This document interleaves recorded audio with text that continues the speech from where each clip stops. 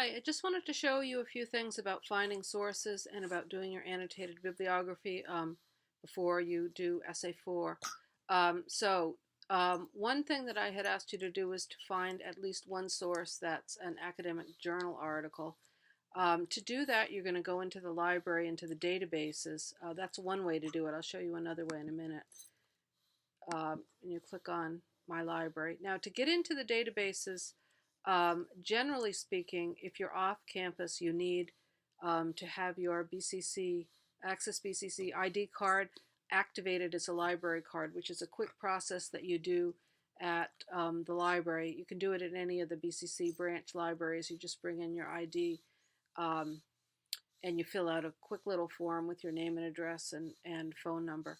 Um, if you haven't, if that's hard to do, um, and you haven't already done it, I just wanted to point out this page here, Resources for E-Learners.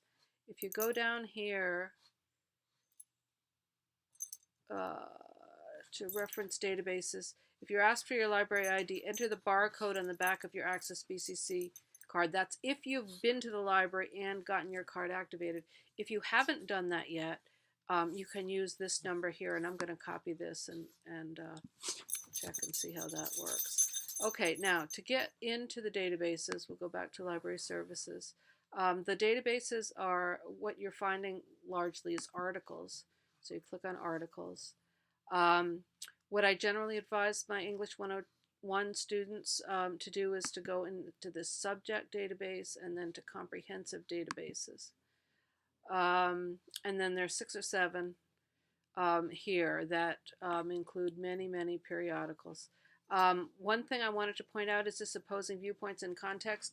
If you're having difficulty narrowing down your arguable issue, this might be a good place to go and see. Here it's where it's asking me for my barcode since I am off campus doing this. So I'm going to copy the number and see if that works.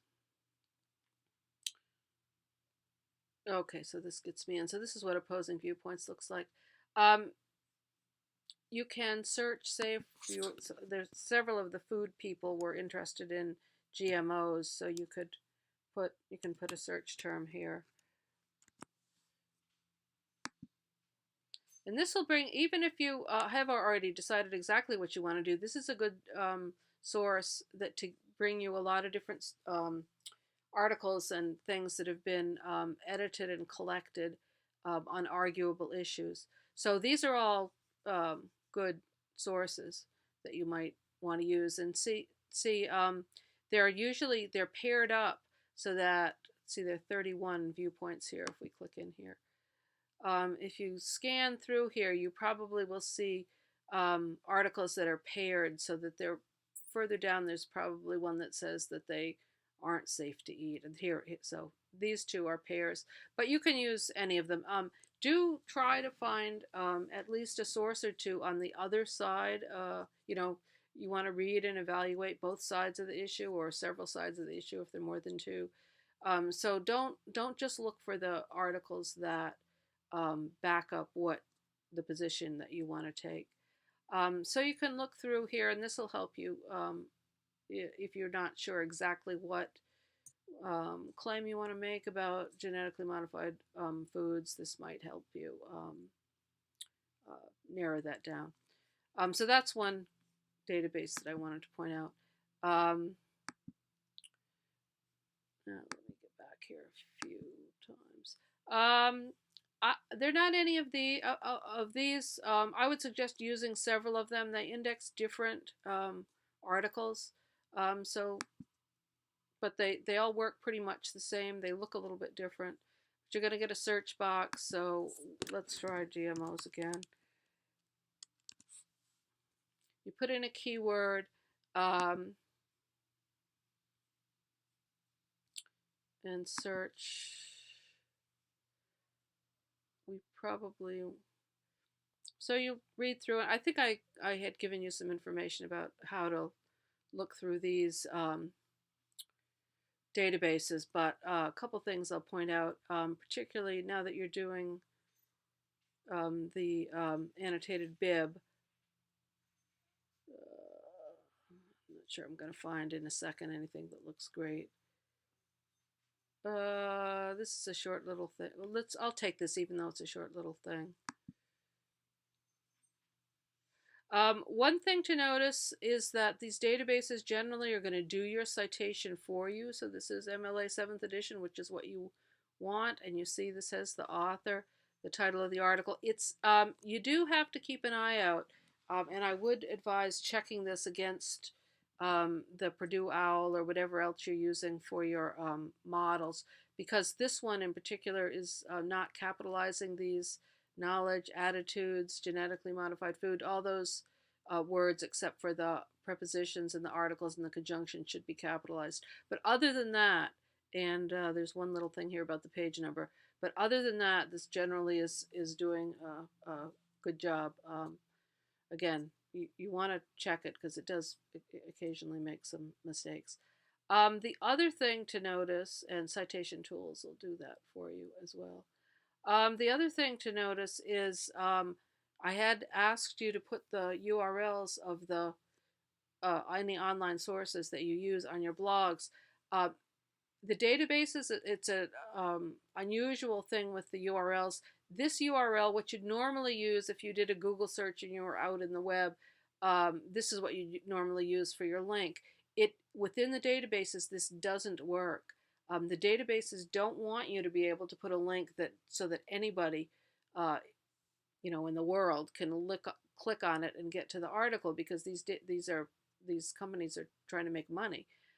So what they do, you need a link that's going to send whoever clicks on it to a page from BCC where they're going to have to access and prove that they should have access to the articles. So the link that you want is it's called different things in some of the different databases. Share, I think, is going to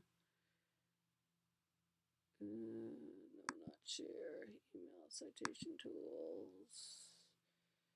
It's going to give me the link. Here's the URL. So this is the URL that you want to use, not the one that's in the address bar. Some of the other databases call it a permalink. If you're every semester I get students that use this link instead of that link. What happens, it may seem like it works initially, but then especially if you're on campus, but then it won't.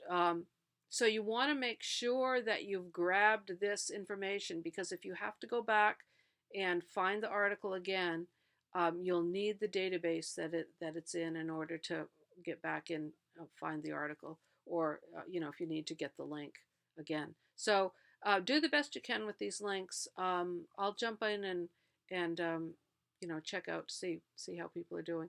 So getting in the databases was one way to get an academic journal article. The other way is going to Google Scholar.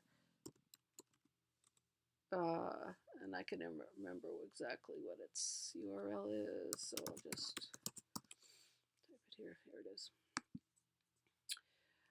Google Scholar searches mostly academic sources. So if we try GMOs, the advantage to searching in Google Scholar over the databases is that you can put in more search terms. The databases, you have to restrict yourself to 2 or 3 search terms, or you're not going to get anything.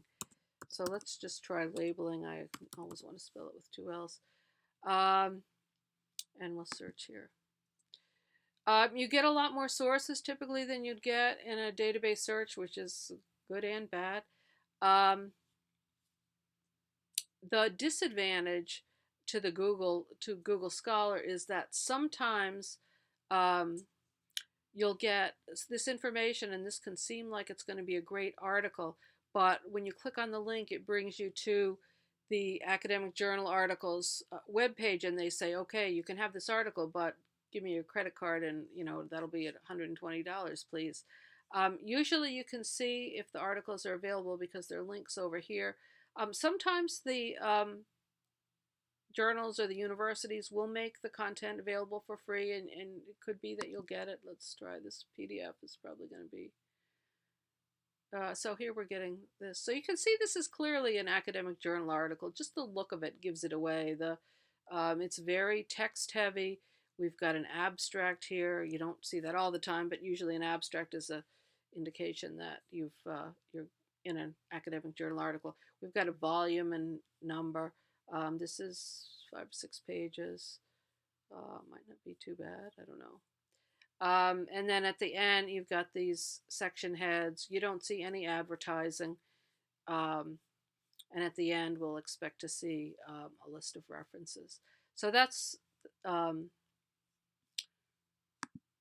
one thing that Google Scholar will be great for. If you run into the case where you see an article that looks really good here, but when you click on the link, they're trying to get money out of you, what you can do then is go back to the databases, and often these articles are available for free through the databases. What you need to do is find out what database, I'm just, sorry, clicking back here, find out what database the articles, what database indexes that particular journal. That's locate journals and newspapers. So if you click here, if we, what you'd want to do if you found something through Google Scholar, write down the author or the title of the article and the journal that it appears in. If you go into here, you can put the journal, the title of the journal here, and click search, and it will tell you what databases we have at BCC that have that that index that journal. So then you can click right into the database from there, and then you can do an author or a title search to go right to that article.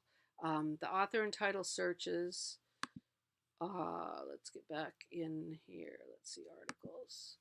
We go to one of the databases. Oh, well, academic one file.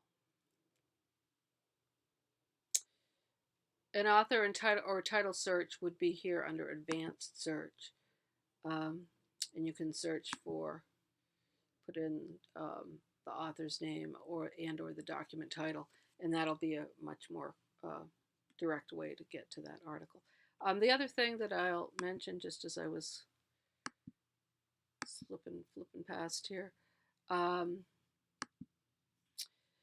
is that you do also have access, in addition to BCC's databases, you also have access to the Boston Public Library's databases by virtue of being a student in at a Massachusetts college. So you don't necessarily even have to live in Massachusetts in order to access these.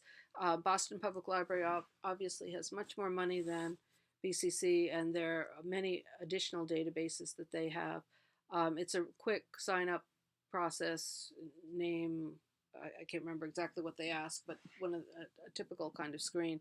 And they'll give you a user number and a PIN that you can use to get into the Boston Public Library databases. So especially as you go on in higher level courses where you're looking for more specialized information, that might be something to keep in mind. Okay, I think that's it. Again, this research it's a work in progress. If you haven't done research before, it may take some time, but that's really the point of doing this assignment, to get some practice. I'll try to be hopping on the blogs and put some feedback on the quality of the sources that you're finding. Remember, look for some good quality sources. Don't settle for brief little blog entries by somebody in Kansas who doesn't know what they're talking about. You want to find some good articles, some if they're web information from organizational websites, that should be credible sites. Check to see, make sure they're objective, or identify their biases if they have them. Don't settle for sites that don't have authors on them. You want to know who this information is coming from. You want to think about timeliness depending on your topic. You may want information within the past 5 years, but if you're doing a topic that changes very quickly, you may want it more recent. Or some topics, something that's 50 years old might be acceptable. Remember that books exist as well. but I know from experience that most of you will be looking on the internet. Um, Remember, look back at the information on evaluating sources and identifying the type of source, because you'll need to know the type of source in order to do the works cited entry. I haven't been seeing, a lot of people seem to be having problems to one degree or another with doing the citations. So it's a picky little subject. Do the best you can. If you have problems, if you have a specific source and you don't know how to do the citation, feel free to send me an email. Okay, good luck.